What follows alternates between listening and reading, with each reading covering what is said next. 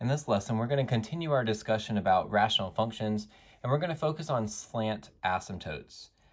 Earlier, we had looked at horizontal asymptotes, and we talked about the degrees of the functions of the numerator and denominator.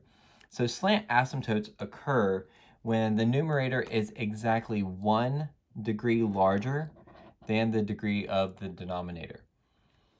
We mentioned in a horizontal asymptote that if the degree was higher in the numerator than it is in the denominator, then there was no horizontal asymptote, and that's because there might be a slant asymptote instead. So to find a slant asymptote, we're going to use long division to divide that numerator by the denominator, and the quotient that results is the equation of the slant asymptote. So let's look at this first one. We're going to look for any slant, horizontal, and vertical asymptotes. If I look at the degree of the function, we have a degree 2, it's a quadratic on top, over a linear, so degree 1 in the denominator. We have a slant asymptote that's going to occur. And to find that slant asymptote, we'll set up our long division. Now you can do synthetic division with this one in particular, but I'm going to stick with long division because that's the main method that we had learned. So if I do the long division here, we're doing x squared divided by x, which is just x. We multiply that back through, I get x squared minus 2x. And then we subtract that whole row. So I'm going to subtract all of x squared minus 2x, which leaves me with 10x, because 8x minus a negative 2x is 10x. And I bring down the 15. Divide again, we're doing x and 10x, so 10x divided by x is just 10. Multiply that back through, I get 10x minus 20, and we subtract that whole row. 15 minus negative 20 becomes plus 20, so we have a remainder of 35. This remainder does not actually matter when we're finding our slant asymptote. What does matter is this quotient. So x plus 10 would be the equation of our slant asymptote. So I'm going to write that out as y equals x plus 10. Without the y equals, it's not actually a function or equation of a line. So we do need that slant asymptote. But since there is a slant asymptote, that means there is not a horizontal asymptote.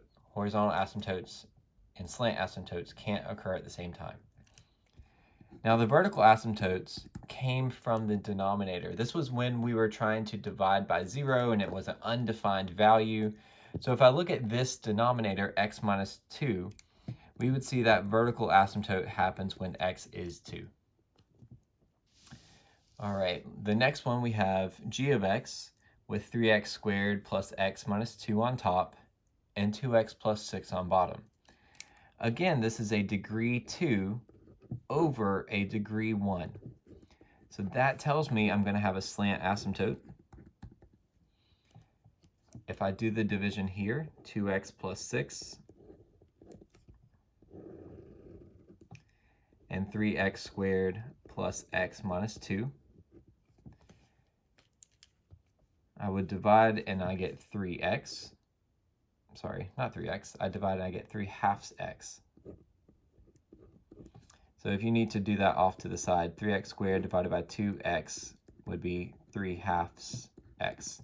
And this may be the first one that we've seen with a fraction in it, but it's done the exact same way. So if I multiply, I'm doing 3/2 x times 2. You can use a calculator if you need to. But 3/2 times 2 is just 3. So we get 3x squared here. And then we do 3/2 x times 6. So again, 3/2 times 6 would be 9. So we have plus 9x.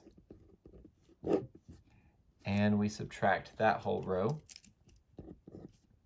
That gives me x minus 9, which is negative 8x minus 2. And I divide again, so I'm doing negative 8x divided by 2x, which is just negative 4. And we can multiply that back through.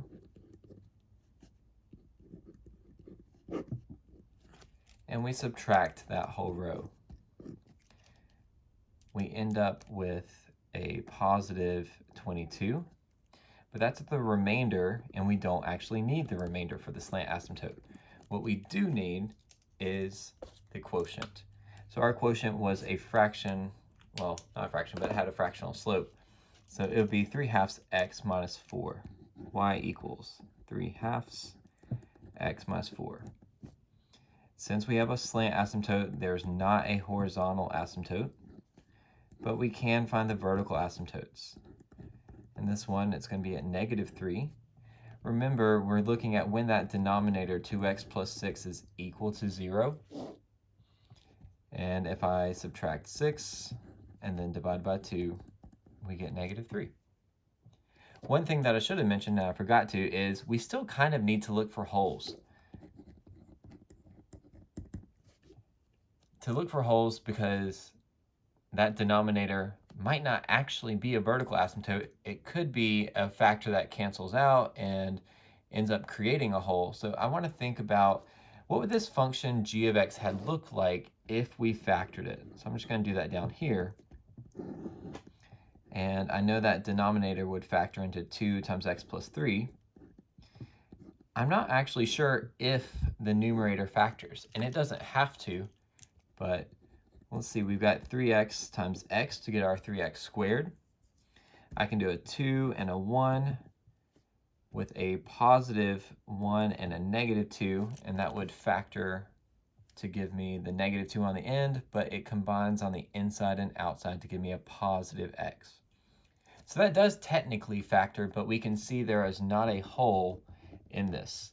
It would be important to look for it because if that x plus 3 had a common factor in the top and bottom, then there would not actually be a vertical asymptote, it would be a hole instead. I didn't do that for the first one, so I can check again just in case. Let's think of f of x in factored form. This would be x plus 5, x plus 3 over x minus 2. So again, there was no hole that existed. All right, you've got a third example. If you want to pause the video, you can try this out on your own. But I'm going to go ahead and work this out. So I see a degree 2 over a degree 1. Again, that's going to be a slant asymptote. To find that slant asymptote, let's do our long division.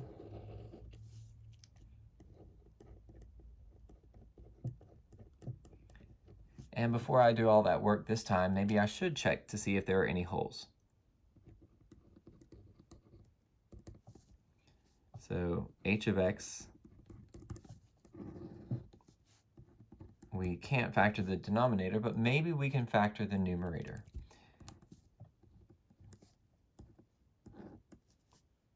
So I have 3x and 2x maybe. I could do a 2 and a 1. That ends up giving me a 2 times 2x, which is 4x, a 3x times 1, so 3x. 4x and 3x do combine to give me 7x, and they multiply to give me 2 on the end. So it does factor, but we see that doesn't actually create a hole. But at least we checked. So now doing the division, we would get 6x, and we multiply it back through.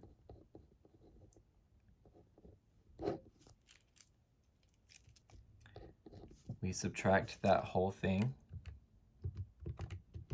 We get our -11x plus 2. Divide, we get -11. Subtract again. And we see a remainder of 35.